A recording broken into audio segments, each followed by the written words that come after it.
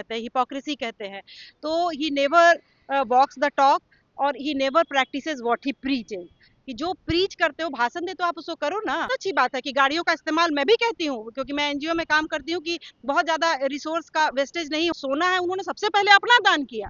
अगर आप लोग मेरी छोटी बहन है तो मैं सबसे पहले आपको खुद करके दिखाऊंगी ना कि मोदी जी बोले हैं कि विदेश यात्रा नहीं करने के लिए।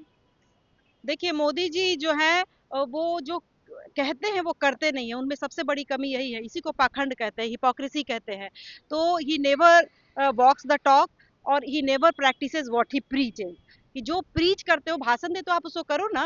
विदेश यात्रा खुद करना है तो आम जनता को मना करना है, तो सारा नियम कानून आम जनता के लिए है। मोदी जी ने देश को दिखाया है कि आम जनता जो है वो मजबूत नहीं है। आम जनता स्पेशल नहीं है। स्पेशल है मंत्री हैं, सांसद हैं, प्रधानमंत्री हैं, यही लोग जो है। लेकिन लोकतंत्र में जो है इम्पोर्टेंट जनता होती है, ना कि प्रधानमंत्री और मंत्री और सांसद।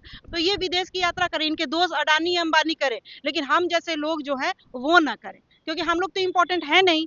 दूसरी बात ये है कि जो प्रधानमंत्री बार बार ये कह रहे हैं ना कि आप लोग जो है गाड़ियों का, बहुत अच्छी बात है कि गाड़ियों का इस्तेमाल मैं भी कहती हूँ, क्योंकि मैं एनजीओ में काम करती हूँ, कि बहुत ज्यादा रिसोर्स का वेस्टेज नहीं होना चाहिए। ये बहुत अच्छी बात है कि भाई हम पब्लिक ट्रांसपोर्ट से चलें, गाड़ियों का इस्तेमाल नहीं करें। एक गाड़ी में एक व्यक्ति नहीं बैठ करके पांच पांच आदमी बैठे, वेरी गुड। बट प्रधानमंत्री ji, what about you, what about your मंत्रीज? आपके जो मंत्री हैं, आपके जो लोग हैं, वो क्यों बड़ी बड़ी गाड़ियों से अकेले चल रहे हैं? वो और बाकी आपके सांसद वगैरह क्यों चल रहे हैं? उनके लिए पब्लिक ट्रांसपोर्ट का करिए। अगर सुरक्षा की है तो सबको इकट्ठे लाइए बस से। 15 मंत्री एक साथ आए, पार्लियामेंट में पहुंचे, ऐसा हो सकता है ना भाई, कि नहीं हो सकता है? तो वो क्यों गाड़ी से हूं कर रहे? इसको हिपोक्रेसी कहते हैं, पाखंड बोलते हैं। देखिए, 1971 में जब इंदिरा गांधी जी देश के सामने संकट आया, तो जो सोना है उन्होंने सबसे पहले अपना दान किया। अगर आप लोग मेरी छोटी बहन है तो मैं सबसे पहले आपको खुद करके दिखाऊंगी ना, कि पहले आपको भाषण दूंगी। तो प्रधानमंत्री सबसे पहले आपको खुद करके पब्लिक ट्रांसपोर्ट से आकर के दिखाना चाहिए था। ठीक है, सुरक्षा में कमी मत करिए। तो वो नहीं किया। आपके मंत्री और सांसद, अगर देश का पैसा बचाना है तो चाहे तो 1 महीना की सैलरी सब छोड़ सकते हैं ना। कोई बहुत बड़ी बात है? हैं? कि बहुत बड़ी बात तो नहीं है। सारे पक्ष उनको मिलते हैं, सारी सुविधा मिलती है। कोई गरीब तो नहीं है कि 1 महीना की सैलरी में मर जाएंगे। लेकिन वो ऐसा नहीं करेंगे। सारा ज्ञान हमारे लिए है। दूसरी बात, आधी सैलरी कर दीजिए ना, इनकी सैलरी घटाइए। लाल बहादुर शास्त्री जब 40 रुपया उनको मिल रहा था वेतन, तो उनको जब देश के सामने संकट आया और उनकी अपनी पत्नी से पता चला कि 20 रुपया उनकी पत्नी बचा लेती है, तो उनको लगा कि ओ 20 रुपया में तो इसका मतलब खर्चा चल सकता है। तो उन्होंने चिट्ठी लिखा और बोला भारत सरकार को कि भैया मेरा वेतन 40 से घटा के 20 रुपया कर दो।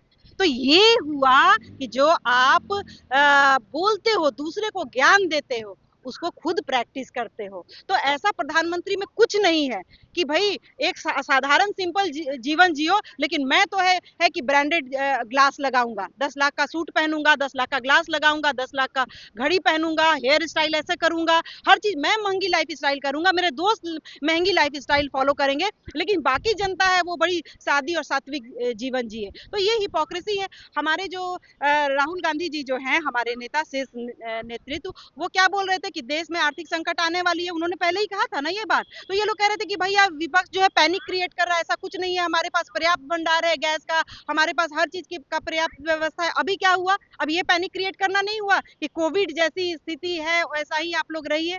तो जब बोल रहा था, जब नेता और विपक्ष का काम होता है देश को आगाह करना, लोगों को तैयार करना, हमारी तैयारी प्रधानमंत्री की नहीं थी। प्रधानमंत्री जो थे चुनाव में व्यस्त थे। जनता त्रस्त है और बाबू साहब जो है वो मस्त है अपने चुनाव में। और अचानक से होता है तो सारा जो अपनी जिम्मेदारी है करके वो जनता पर सारा बोझ डाल देते हैं। अब देखिए, कमर्शियल सिलेंडर का 1000 दाम बढ़ना कोई मामूली बात तो नहीं है। ये मामूली बात नहीं है। 261 नहीं बढ़ेगा, हमारे पास पर्याप्त भंडार है। और फिर से बार बार इस बात को मैं भूली नहीं हूं, मैं फिर से आपको बता रही हूं कि ये माय डियर डोनाल्ड ट्रम्प से हाथ मिलाना, गले मिलाना, गलत दोस्ती करना, ब्लैकमेल, कॉम्प्रोमाइज होने का नतीजा है कि हमारे पास पर्याप्त भंडार नहीं है गैस का। हमारा जो है, जो वैश्विक संकट है, वैश्विक संकट है, तो वैश्विक संकट है तो जितने भी आपके दोस्त हैं उनसे दोस्ती बना के क्यों नहीं रखा आपने? और क्या माननीय प्रधानमंत्री जी, मैं आपसे, आप मेरे भी प्रधानमंत्री हैं, मैं आपसे बोलूंगी कि आप भारतीय जनता पार्टी के नहीं प्रधानमंत्री हैं, आप पूरे देश के प्रधानमंत्री हैं। तो आप जनता से खेलना बंद करिए। आपको इसीलिए परवाह नहीं है हमारी, क्योंकि आप वोट चोरी से सरकार बना रहे हैं। और आपके जो पिट्ठू लोग हैं ज्ञानेश जी, देखिए जो एसआईआर में मदद किया उसको इन लोगों ने क्या किया, वहां पर उनको पद दे दिया, कुछ चीफ सेक्रेटरी या फलाना बना दिया। तो इसीलिए कर रहे हैं सब लोगों को संदेश दे रहे हैं ये ब्यूरोक्रेट्स को, आईएएस को, आईपीएस को, कि देखो अगर मेरे आदमी बन के रहोगे, कॉम्प्रोमाइज होकर के रहोगे, हमारे हमारा काम करोगे, तो तुमको फलना फलना चीज मिलेगा, पद मिलेगा, पैसा मिलेगा। और इसका एक ही उपाय है, जनता। जो राहुल गांधी जी भी बोल रहे थे, लालच छोड़िए देश के लिए।